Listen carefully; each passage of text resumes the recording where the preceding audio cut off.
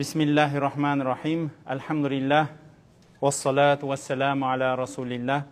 Amma ba'd. Assalamu alaikum wa rahmatullahi wa barakatuhu. Hurmetli bауырлар. Allah Taala жасап атқан құлшылық ибадаттарыңыз қабыл етсін. Бүгін де бір маңызды тақырыпты қозғап өткім келеді. Бүгінгі тақырыпты айтпай тұрып, ертеңгі тақырыпты айтып алайыншы деп қойды, дайындық болсын деп. Өйткені бүгін сол ертеңгі тақырыпқа дайындық қой негізі. Ертең сол кінә туралы айтқым келіп жатыр. Ертең адам өзінің кінәлі сезіну, немесе күнәлі сезіну ма, бұл екеуінің айырмасы бар ма деген сияқты түсініктер. Оның арасында жаңағыдегі әуәб, Аллаға қайтушы, тәуәб, көп тәубе қылушы деген сипаттарды қосып айтып кетерміз иншалла. Бүгін мүмкіншіліктер жайлы сөйлегім келеді. Мүмкіншіліктер. Бұл мағынасы осылай болғанменен, осы өмірде жалпы мүмкіншіліктерді қалай қолдануымыз керек шариғат бойынша. Бізден әуелгілер қалай қолданған деген сияқты нүктелер. Өйткені, мынандай бір дүние бар. Сіз мысалы бір жұмысқа кірдіңіз. Не үшін жұмысқа кіресіз? Ақша табу үшін. Жақсы. Ақшаны не істейсіз? Жалпы ақша не үшін керек? Өмір сүру үшін?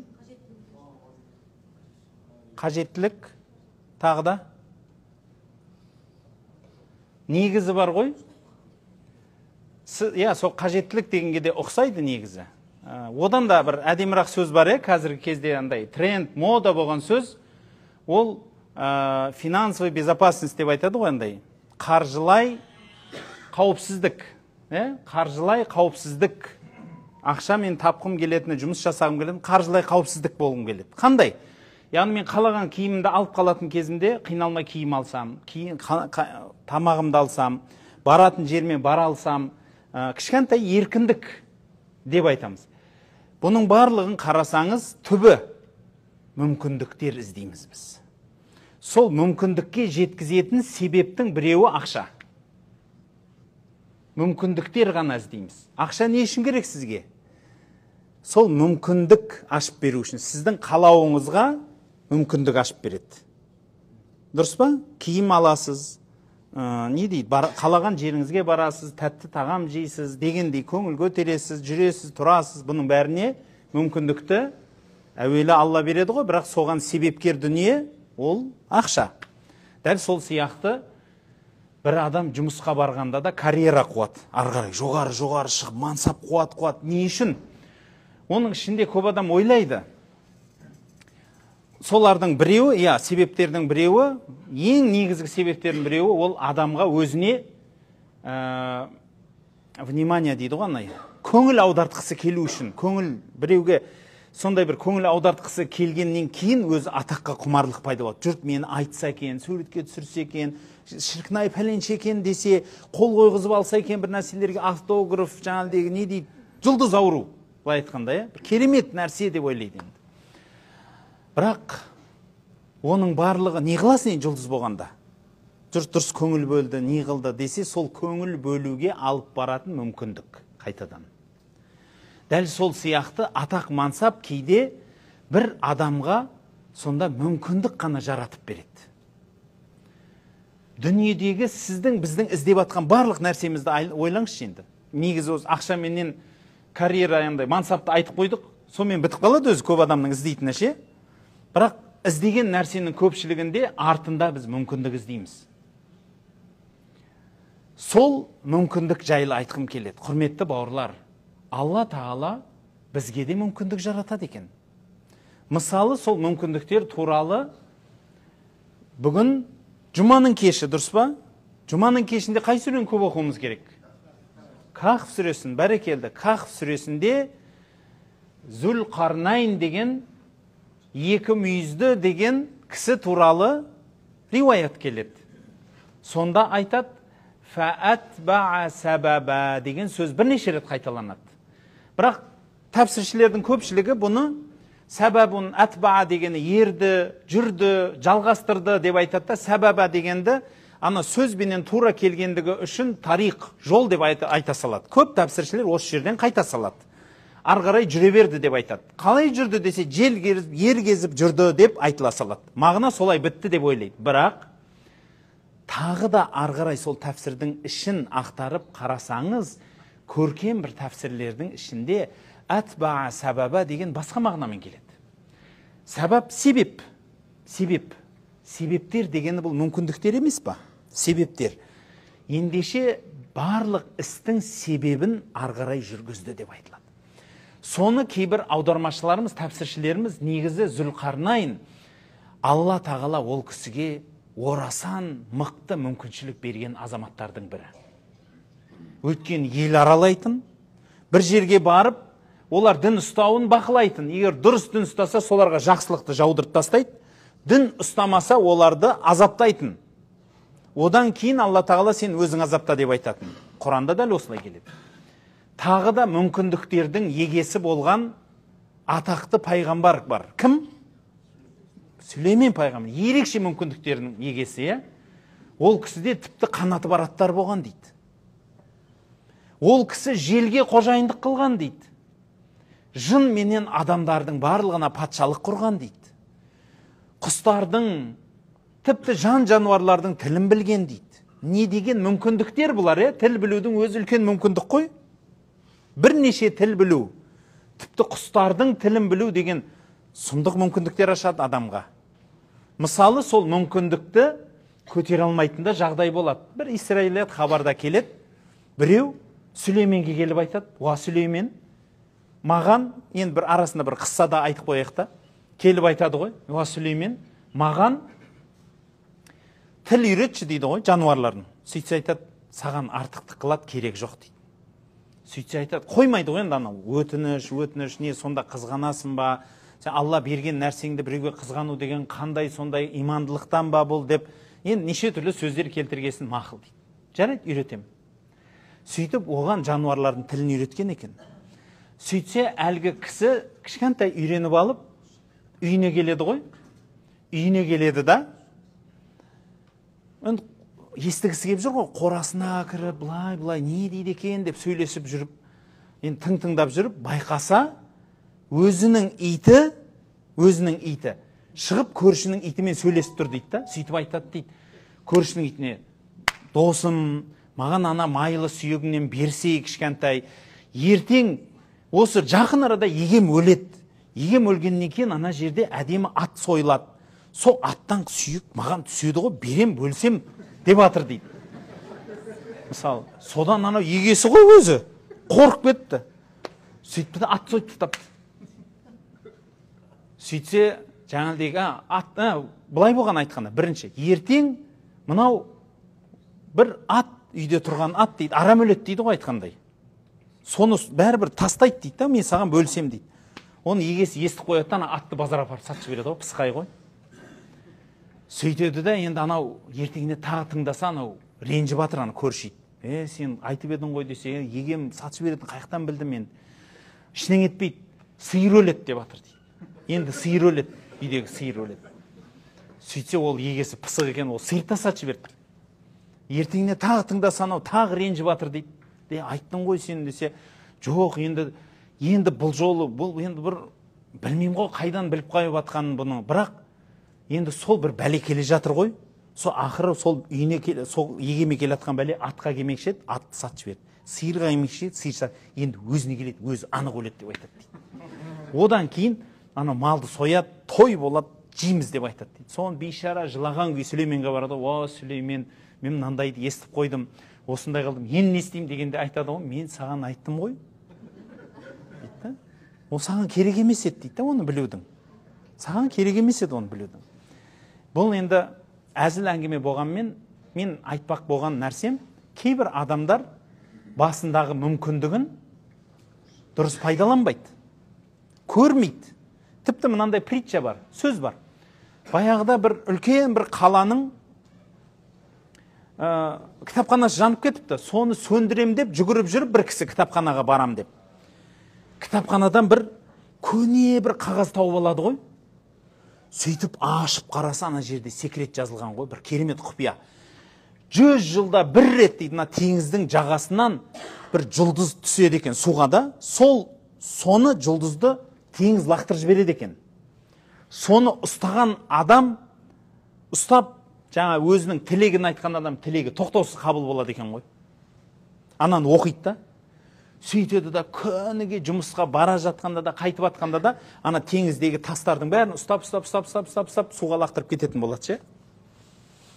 Жылдар өтеді. Күндердің күні дәл сол жұлдыз түседі. Су оны лақтырып жібереді. Әлгі кісі не істейді деп ойлайсыз? Күніге тасты ұстап, лақтыра берген әдетіне салып, жұлдызды да ұстап, суға лақтырып жіберген екен. Әдет қой өткен, ұстайды лақтырады, ана ұстап, лақтырып жіберіп, деген екен да, жаңалдегі. Дәл сол сияқты, құрметті бауырлар, мүмкіндік деген нәрсе бір қызық дүние. Адам соны іздейді. Ал бірақ кейде сол жаныңыздан өтіп кетіп қалады. Кейбір мүмкіндіктер бар. Алла тағала сіз қаласаңыз да, қаламасаңыз да алып келеді. Мысалы, Наджаши деген кісінің басындағы мүмкіндік, пайғамбарымыз саллаллаху алейхи ва саллям айтып береді. Сендер діндеріңді сақтап баратын болсаңдар, Эфиопияға көшіңдер дейді. Қатты қиыншылық көргенде пайғамбарымыз саллаллаху алейхи ва саллям. Сояға көшкен кезде дейді, сендер Алланың әміріменен сондай жұмсақ патшаға жолығасыңдар дейді ғой. Расында да мұсылмандар жұмсақ патшаға жолығып, соның мейірімін көреді. Ол жұмсақтығы қалай екенін айтып береді ғой қызығы. Артынан мынау Меккеден мүшриктер артынан мұсылмандардың іздеп барып айтады, ана мұсылмандардың барлығын бізге қайтарыңдар, бұлар бізден қашқындар, бұлар өзге дін өкілдері, бұлар ондай, бұлар бізге қайтар дегенде, не болды бұлар, не айтты дегенде, сен Иса пайғамбарды жамандайды, ондай жамандайды, мұндай жамандайды деп айтқасын, сұрайды, сөйтсе ондай болып шықпайды. Сонда анау кімдер енді кішкентай бұған айта бастады, біздің сыйластығымыз бар, біз мүмкін халыққа әсер етіп жіберіп, сен патшалықтан түсіп қаларсың дегендей қылып айтады ғой. Сонда әлгі патша орнынан атып тұрып айтады, сендер мені патша қылған жоқсыңдар дейді. Мені Алла патша қылды дейді. Қалай екенін айтып береді. Ол бір сол елдің патшасының баласы екен. Сол жерде патша болып жүрген уақытта ел көтеріледі да, ана патшаны өлтіріп, ашуланғаннан ана баланы алып құлдыққа сатып жібереді ғой. Баланы құл қылып жібереді да, сатып жібереді. Сөйтеді да өздері отырады да, енді алғым патша болады енді дейді ғой. Мен болам десе, жоқ мен болам, ал, қанжарлар шығады бір уақытта. Сосын бір ақылдысы тоқтатады, ағайын, тоқтай. Патшаны өлтірдің. Бірақ кім патша болатынын келісе алмайды екенбіз. Біз тоқтайық, ақылды үлкен ақсақалдардан сұрайық дегенде айтады ғой, қаны таза, патша қанды адамды отырғызайық таққа. Өйткені олар сөйтіп тәрбиеленген, қан, ген жұғады, сондай бір маңға, сөзді ойланып сөйлейтін, саясаттың арғы бетін ойлайтын, сондай үлкен адам керек бізге. Бәріміз таласпайтын адам керек. Ол адам менмін, тағы таласады. Сосын тоқтаңдар дейді ғой. Бұрын өлген патша мақұл дейді. Оның баласынан біреуің зиян көрдіңдер ма дейді. Жоқ, баласы сондай әділ, сондай жақсы жігіт еді. Қане ол десе, біз оны сатып жібердік дейді. Құлдыққа апарып базарға сатып жібердік дейді. Онда әкеліңдер сол баланы дейді ғой. Сол бала өзі қаны патшадан, өзі әділ сондай, сол болсын десе, кім қарсы десе, бәрі айтады ғой. Қарсы емеспіз, сол болсын дейді. Ана талас тоқтасын дейді. Өйткені оны қоймаса қан төгіс болайын деп тұр да. Әркім өзінің тобын апке баған, соғыс болайын деп жатыр. Соған әлгі амал жоқ арқасынан барса, оны бір кемеге артып жіберген ғой, ары қарай уже құлдармен бірге. Кемеде кетіп бара жатыр. Арқасынан кемеге жетіп алады. Сөйтіп кемені тоқтатып, мынаны бізге бер десе, енді ойлаңыз, өзі саудагер адам. Саудагерге бар тура мына зат керек десең, не істейді ол? Ол шпагатқа отырады ғой сол жерде бірден. Дұрыс па? Дәл сол сияқты ана кісілерге айтады, барады да, мына бала бізге керек дейді ғой. Сонымен анау аузынды қалай ашайын деп ойланады ғой енді ше. Деп баға ойланады ғой. Сөйтсе аналар сондық ентелеп баратқасын айтады ғой. Мен бұны таразыға салам дейді. Таразыда салмағы қанша болса дейді, сонша алтын бересіңдер дейді ғой. Ойласаңшы. Аналар айтады ғой, болмайды. Болмайды болса, кемені босат, мен кетем дейді ары қарай. Ондайға сатамайды да ол. Бірақ аналар енді ентелеп тұр. Мынау біліп тұр, саудагер адам, психолог қой бәрі түсінеді ғой, алатын адам біліп тұрғаны, одан басқа орнына ала салсай дейді. Мына денесі ірісі бар, ақшылдауы бар, сарылауы бар, неше түрі бар ғой. Немене мына балаға жабысып қалдыңдар? Түрі көп, неше түрі бар ғой дейді ғой. Қандай қол керек десе, жоқ, бізге осы бала керек. Онда салмағын өлшейді, пәлен кило шығады, соның бәрін бересіңдер дейді ғой. Амал жоқ, өздері әшейін өткізіп жіберген, тегін өткізіп жіберген баланы саудалап, кәдімгі ауыр алтын төлеп, құн төлеп алып келіп патша қылған екен. Мүмкіндік. Алла тағала адамға түрлі мүмкіндіктер береді. Байқайсыз ба? Кейбір мүмкіндіктер сіз қаламасаңыз да береді. Кейбір мүмкіндіктерді Алла тағала сіз қаласаңыз да бермейді. Құрметті жақсылар, ендеше бұның сыры неде, және біз оны қалай қабылдаймыз? Біріншіден, бұның сыры Алланың тағдырында. Құранда айтады, сендер білмейсіңдер, не жақсы, не жаманын.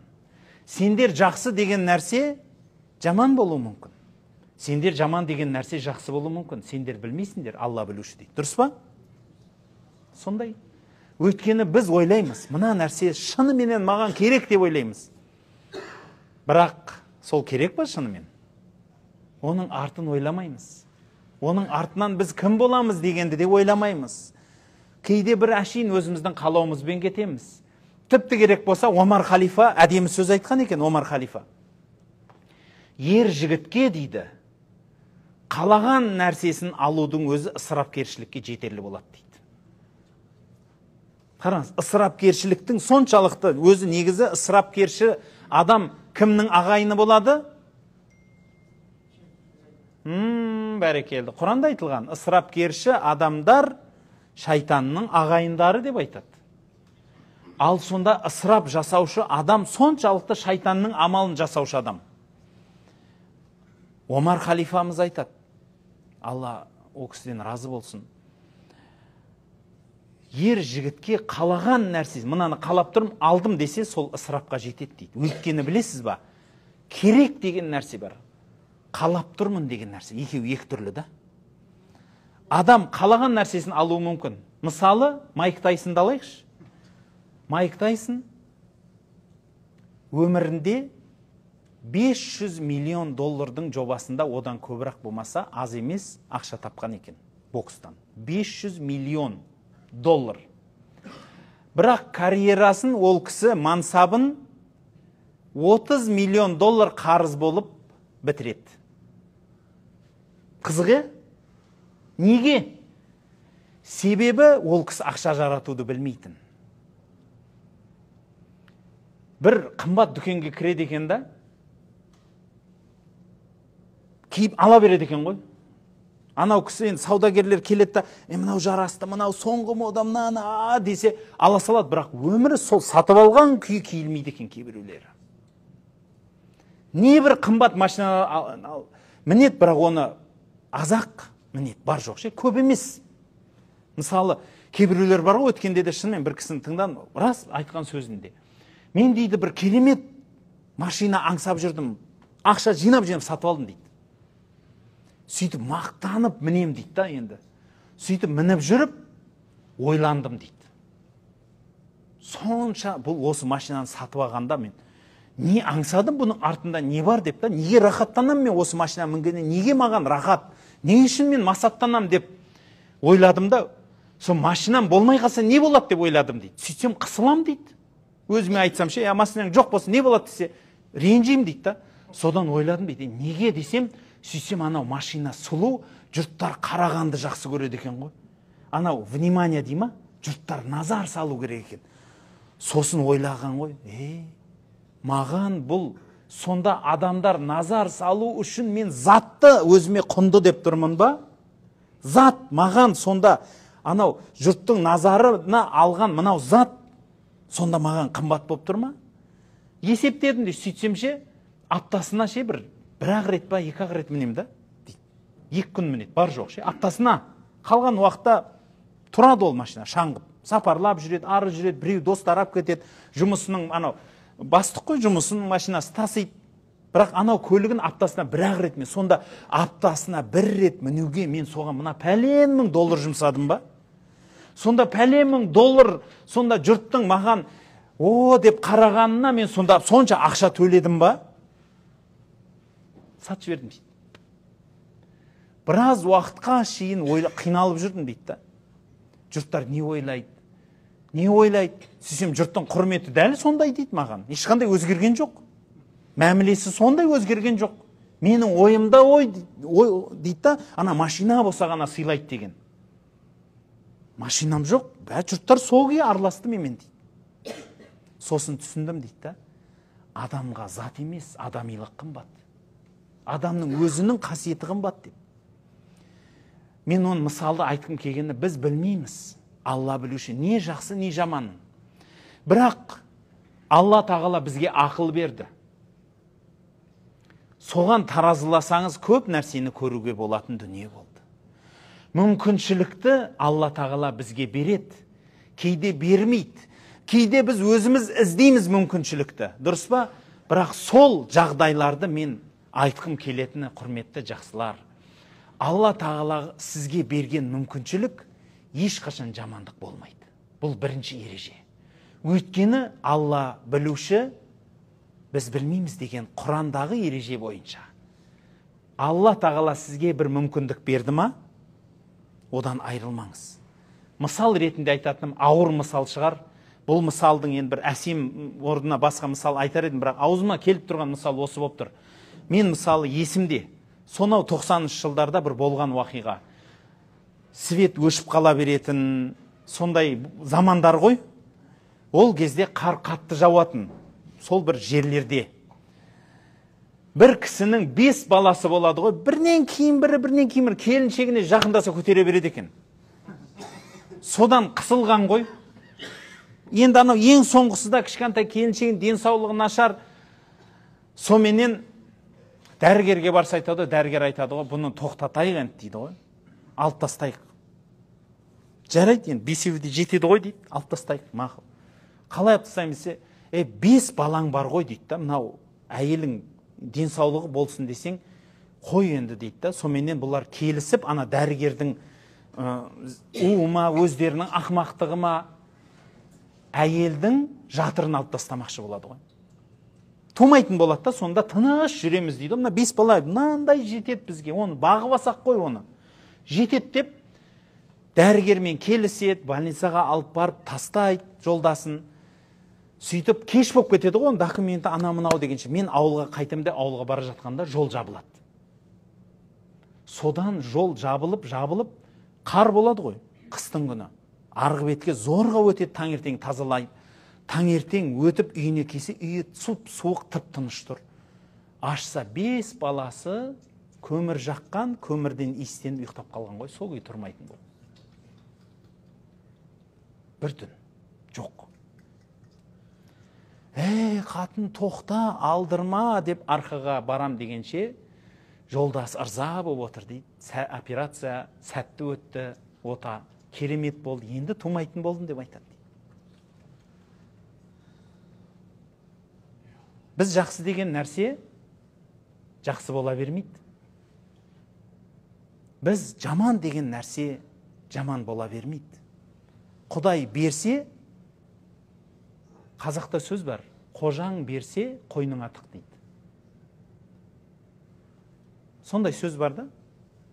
Алла тағала сізге бере ма? Алыңыз. Ешқашан отказ бермеңіз. Құдай бір нәрсені бұйыртты ма? Бисмилля, сізге ешқашан жамандық келмейді. Ешқашан. Мысал айтайын, ең қарапайым дүниедегі мысал. Бір күні мен умраға келдім. Сөйтіп, умра жасайын деп ниетпенен кірсем, ихрамданып, астына қағбаға кіргізбейді ғой. Жоқ дейді, орын жоқ саған дейді. Мен ихрамдамын, мен кіргізсейді, жоқ. Жоғары шық дейді ғой. Шынымен шайтан азғырды ғой мені. Пәленше. Умра жасамай қойса, кетіп қалса барып, жатып, ұйықтап, ертең келсе, тыныштау уақыт. Сосын ой келді. Мен умраға келдім ғой? Иә, келдім. келгенде не болды? Жоғары шық деді. Иә. Жаман ба? Маған қазір жаман болып тұр. А мүмкін ішінде жақсылығы бар ма? Мүмкін бір жақсылық бола ма? Иә, жақсылық болады. Қандай да? Мен көбірек қадам жасаймын. Көбірек жасаған сайын Алла мен күнәмді төгеді. Онда Алла мені тазалағысы келген екен ғой. Азырақ емес, көбірек жүр деген екен ғой. Болды, мен ризамын дедім.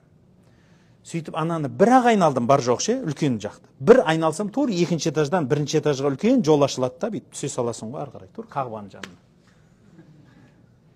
Құптан бітті да, түстім. Түссем, ана жерде 3-ақ қатар адам қалады ғой. Бәрі шығып кетіп қалады ананың Қағбаның жанынан ше. Қазір кірамай тұрған едім да. Енді не ақып кірдім дейсің ғой. Бұның бәрінде Алланың хикметі, бауырлар. Сізге Құдай не берсе де ше, еш қашан сізге жаман сияқты болып көрінеді ол.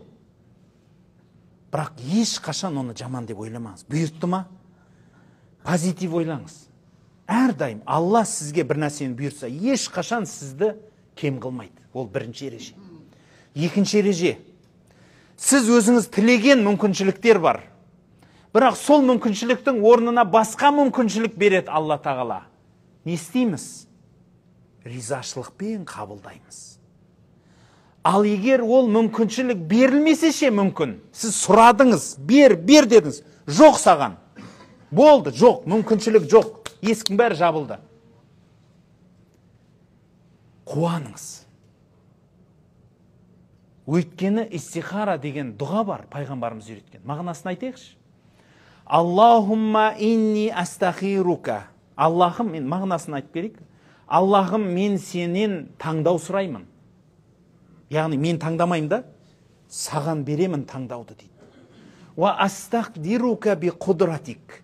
Және сенің шексіз құдіретің менен сенен мүмкіншілік сұраймын дейді. Қарасаңызшы қандай? Пайғамбарымыз Алладан мүмкіншілік сұрауды үйретіп қойған. Мен сенен мүмкіншілік сұраймын дейді, сенің құдіретіңнен. Өйткені Алланың мүмкіншілігі шексіз емес па? Маған анау нәрсе керек болып тұр да, соған мүмкіншілік ашып берші деп тұрмыз. Бірақ оның бәрін айтып болғасын, фаиннака та'лам ва ла а'лам. Бірақ сен білушісің дейді. Мен білмеймін. Ва тақдир ва ла ақдир. Сен құдіретің жетеді. Мен құдіретім жетпейді. Сонымен бітті ма? Жоқ. Оның ең маңызды жерін айтады. Аллахым дейді. Егер осы іс менің дініме, дүниеме, ақыретіме пайдалы болса, маған бұйырт. Және оң қылып бер, жеңіл қылып бер дейді. Ал егер маған дүниеме, ақыретіме ешқандай пайдасы болмаса, онда мені одан, оны менен қашық қыл дейді. Сонымен бітті ма? Жоқ. Бірақ қандай да болса да артынан жақсылық бер дейді. Қарасаңыз, сол дұғаның ішінде әрі сабақ бар. Біз үйренетін көптеген сабақтар тұр. Әрі ең қымбатты дұғаларыңыздың бірі тұр. Қандай сабақтар? Біріншіден, мүмкіншілікті Алладан сұрауымыз керек. Екіншіден, таңдаудың барлығын Аллаға табыстауды үйреніңіз. Сіз таңдауды Аллаға табыстауды үйренгенге дейін өмірден таяқты жегеніңіз. Өмірден түңіле бересіз. Сіз кейде ойлайсыз ғой, мен неғып қысылып кеттім, өмір неғып қысып тастады, неге бүйтсем андай, бүйтсем мындай. Сен сабақта коридорда оқиды екенсің онда. Өмір деген бұл мектеп қой. Ол коридорда оқуға болмайды оны. Өмір деген мектепті кәдімгі ішіне қатысу керек сабақтың. Сөйтіп барлық жерді көріп, зерттеп, көзді ашып, құлақты түріп отыру керек. Не болып жатыр? Не сезіп жатырмын? Не көріп жатырмын? Бәрін іздеңіз, бәрін байқаңыз. Байқамайсыз ба? Әшейін су сияқты, бөрене сияқты судан ағып бара жатсыз ба? Онда судан ағып бара жатқан бөре не болады? Бүкіл тасқа да, бүкіл мусорды да үстіне жинайды, тасқа да ұрылады, түгі қамайды ғой, соғылып. Ол дұрыс ағуды үйренгенге дейін сондаймыз. Ендеше бірінші орында мүмкіншілікті мүмкіншілікті Құдайдан сұрап, мүмкіншілікті Құдайдан сұрауды үйрену керек. Екіншіден, Аллаға таңдауды беруді үйрену керек. Кәдімгідей соншалықты дәрежеде Аллаға таңдауды беруді пайғамбарымыз саллаллаху алейхи ва саллям айтады. 70 000 адам жәннатқа сұрақ жауапсыз кіреді дейді ғой бір сөзінде. Сол кезде бір сахаба айтады: "Уа Расулалла, мен де дұға қылшы, мен де солардан болайшы" дегенде, "Сен де солардансың" дейді. Екінші бір сахаба тұрып айтады: "Уа Расулалла, маған да дұға қылшы" десе, "Сенен ана озып кетті" дейді. Бірақ әңгіме озып кетуде емес. Соны тәпсіріндегі ғалымдарымыз айтады, ол сахаба негізі со 70 000 сұрақ жауапсыз кіретін адамдарға лайықты адам еді. Пайғамбардың сәл ғана дұғасы оны арғарай соған мүмкіншілік ашып берді дейді. Жәннатқа мүмкіншілік қайтадан. Бірақ ол мүмкіншілікті қайдан ашты дегенде бір адам сұрайды ғой: "Уа Расулалла, бізге сипатташы ол адамдарды. Енді олардың қатарында бола алмасақ та мүмкін соларға ұқсайық." Қандай адамдар олар? Жәннатқа кәдімгі сұрақ жауапсыз кіретін адамдар. Ойлаңызшы, жұрттардың таразылары, тіпті кейбір пайғамбарлардың өзі "менің күнім не болады" деген күні сұрақ жауапсыз, ешқандай қайғысыз жәннатқа кіру деген не деген үлкен сұмдық, не деген есепсіз дәу дәреже бұл. Сонда соларды сипаттап беріп айтады. Олар дейді, ауырса еміздемейді дейді. Олар Раббыларына тәуекел етеді дейді. Соны тәпсірші ғалымдарымыз айтады. Еміздемейді дегенді кейбіреулер тіке қабылдайды ғой. Сөйтеді, ауырса да емделмейді, жата береді. Берсең жейм, ұрсаң өлем деп. Бірақ ондай емес қой. Өйткені пайғамбарымыз басқа саллаллаху алейхи ва саллям басқа хадисінде Алла тағала барлық дертке шипа берді, дауаланыңдар деген. Яғни себебін жасау керек екенбіз ғой біз. Қалғаны содан. Бұл екі хадис қалай бір-біріне байлаймыз десе оңай. Бізден себеп Алла бере ма бермей ма өзі біледі. Өйткені араларыңызда дәрігер болса білетін шығарсыздар, дәрігерлік оқыған болса да білесіздер. Қандай мысалы дәрігер бойынша, дәрігер мынандай ауру тұр, оның емі міне мынау деген, мысалы бір қосу, бір тең, екі деген математика сияқты ереже жоқ. Неде? Медицинада. Мүмкін деген ереже бар. Бір қосу бір, мүмкін екі дейді. Алла оны бір қылама, үш қылама білмейміз. Мүмкін екі. Бұл медицинаның есебі. Өйткені бір дәрігер көзді, мысалы көз дәрігері 9 жыл медик болып оқиды. Тағы 2 жыл, 3 жыл ананы оқиды, интернатура оқиды, профессор, академик, науқ 30 жыл қызмет қылсыншы. Оның білмейтін көз ауруы әлі көп. Әлі емдей алмайды көп ауруды ше. Не болды сонда 30 жыл ғой пейнет десе? Бұл Алланыкі ғой, өйткені ол дәрігер мүмкіншілік жаратып бергенменен сол мүмкіншілікті беретін Алла ғой, дәрігер емес. Ендеше сіздің басыңыз ауырса, соны ауруды қойдыратын аналгин ішсеңіз, қоюы да мүмкін, қоймауы да мүмкін. Өйткені бас ауруыңыз басылуы да мүмкін, мүмкін сол аналгетик сізге мүлде зиянын жасауы да мүмкін, керек болса. Ендеше біз тәуекел етуді үйренуіміз керек екен. Жәннатқа сұрақ жауапсыз кіретін адамдардың мысалы осы жерде. Менің жоғардағы сауалым айтып атқан тақырыбыма да осы жер келеді. Яғни Алладан таңдау сұрай білу. Түсінесіз ба? Қаншалықты Алладан таңдау сұрай білу үшін сіздің жүрегіңіз Алла тағаламенен қаншалықты байланыс болу керегін. Мысалы айтайық, бір өте жақсы досыңыз болса ше, екеуіңіз қанша сапарлағансыз, не бір ыстық суықтарды өткен досыңыз болса, екеуіңіз мінезіңіз сұмдық білесіздер ғой, дұрыс па? Кейде көзіңізден танисыз ғой, қалауын білесіз ғой, не қалап тұрғаны, не айтайын деп тұрған бір нәрсе уақиға тарс ете қалса, мен досым қазір мына жерде жылайды дейсіз. күледі дейсіз. Мына жер теріс қарап күледі, бұрылады. Бәрін біліп тұрасыз да, ол сіз көріп келдігіңізден емес, ол сіздің тәжірибеңізден. Ол тек тәжірибе емес негізі, жанның жақындығы да. Сезесіз оны, қандай екенін. Сол үшін айтады ғой, психологтарда андай бір әдемі притча бар. Адамдар неге айқайласады дейді. Өйткені жүректері ұзақ болғаннан кейін айқайласады дейді. Адамдар неге сыбырлап сөйлейді? Өйткені жүрегі жақын дейді. Бұл жай психология қарапайым сөз болған біздің дінімізде де бар. Мысалы, пайғамбарымыз саллаллаху алейхи вассалам келе жатса, жұрттар дұға қылып жатыр, сапарлап бара жатса, Аллаху акбар, рахман, айқайлап кетіп барады ғой. Пайғамбарымыз саллаллаху алейхи вассалам айтқан ғой, уа халайық, сендердің раббыларың айқайлайтындай ұзақ емес, немесе құлағы керең емес. Ол сендердің қан тамырларыңнан да жақын. Қарасаңыз, яғни сізше ішіңізден ойыңызды біледі ғой Алла тағала. Тіпті ойыңызбен дұға қылсаңыз да жетеді Аллаға, негізі. Бірақ сізден қимыл талап болғаннан кейін ең кем қимылды ғалымдарымыз тілдің қимылы дейді дұғада. Іш емес. Ана тіл қимылдау керек екен ғой. Ал оны қазір психологияда айтады. Арманыңды дейді, ішіңнен айту дұрыс емес дейді. Тілмен айту керексің дейді. Оны 15 ғасыр бұрын айтып кеткен да, пайғамбарымыз саллаллаху алейхи вассалам. Оны имам Абу Ханифа айтып кеткен. Намаздың ішінде жасырын оқылатын намазды дейді. Ең жасырын жері дейді, өзің естетін қылу дейді. Ең жасырын оқу өзің естетін қылу. Яғни ойлаңыз, көп адамдар жасырын намаз дегенде тілін қимылдатпай оқиды намазда. Болды. Бірақ негізі сіз намаздың ақысын бермедіңіз.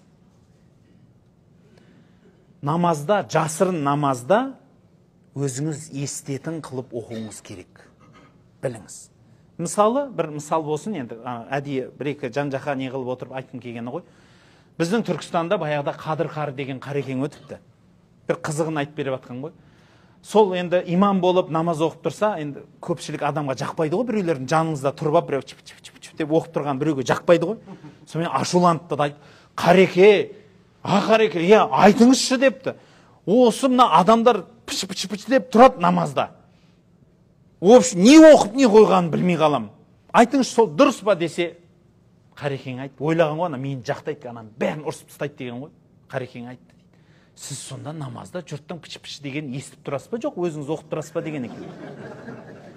Яғни адам негізіше намазға кіргенде сондай сахабалар болған ғой, қолын, аяғын кестірген сахабалар болған, намаз оқып тұрған кезде. Аяғын кәдім кесіп тастаған кезде намазда тұрған сахабалар болған. Бұл деген сөз Аллаға жүрегінің жақындығы сонша, мына дүниеден ұмытып кетеді, шығып кетеді сыртқа. Соның бір кішкентай мысалын айтып кетейін, уақыттың тарлығынан тез-тез айтып кетемін. Имам намаз оқиды, біз артынан тұрып ереміз, кейде үндемей қалады, біз ойымызды жинаймай қаламыз, Алламен байланысымыз ұзақ болып кетеді. Ал енді сол байланыстар туралы Ихя Улумуддин кітабында имам Ғаззали керемет сөз айтады. Ауыр сөз бірақ. Құранда дейді, Алла тағала «Ла тақрабу салаты ва антум сукара» дейді. Сендер дейді, мас болсаңдар дейді, намазға жақындамаңдар дейді. Бірақ оның себебін айтады. Хатта та'ламу ма тақулун. Өздерің айтқан нәрсені білмейінше дейді. Сөйтіп айтады, басыңа қайғы кесін бишара дейді.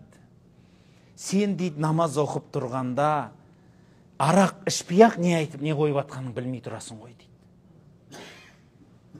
Кейде көп адам сөйтеді ғой. Намазда тұрып, Аллаху акбар дегеннен кейін қараса уже рукуға барайын деп жатыр да.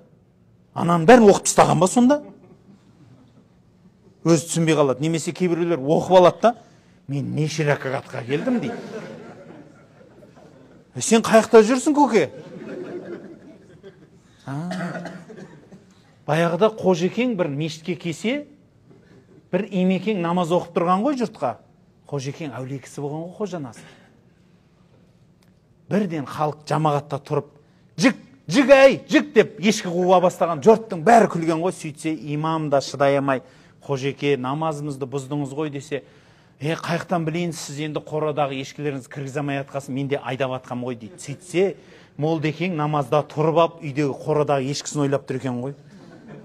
Ана кісіге сабақ бергені ғой. Ойыңды жинап тұрсай намазда, сен жұрттың намазын оқып тұрсың ғой. Өзіңнің намазың емес, тек қана артыңда ертең қияметте 60 адам етегінен ұстаса ше, біздің намаз не болды деп. Өйткені сіздің намазыңыз далаға кетсе, Құранда айтып тұр, сен намазға жолама дейді, мас болсаң дейді. Бұл аят үкімі жойылған аят, бірақ үкімі жойылса да ше, сондай хикмет бар. Кейбір аяттар Құранда қалады. Айтылу қалады. Неге десе, бізге сабақ үшін қалады екен.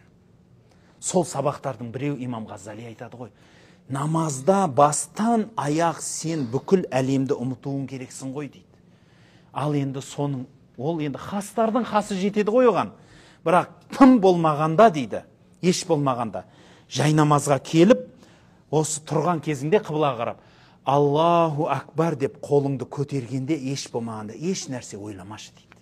Бұл ең кем жер екен, о кісінің айтқан. Осы сенің ең жасаған бір кішкентай қадамың болсын дейді. Бұл мәселені қозғағаным, Алла тағаламен байланысты үйреніңіз деп жатырмын. Осындай кішкентай қадамдар Алламен сізді байланыстырады. Алламен сізді байланыстыратын тағы бір нәрселер сауап амалдар. Алламен сізді байланыстыратындар зікір. Алламен сізді байланыстыратын пайдалы білім. Осындай Алланы зікір ететін орталықтар. Айтқым келген нүкте, құрметті бауырлар, мүмкіншілік. Алла тағала құдіреті шексіз зат. Бірақ біз бұл дүниеге келіп, сол мүмкіншіліктің артынан жүрген пенделерміз. Барлық ісімізде мүмкіншілік іздейміз. Қайтсек ананы істейміз, қайтсек мынаған жетем, қайтсем анаған жетем, қайтсем мынаны орындайым, ананы орындайым. Бірақ білесіз ба, құрметті бауырлар, сол мүмкіншілік кімнің қолында? Алланың қолында ғой. Сен қайдан іздеп жүрсің?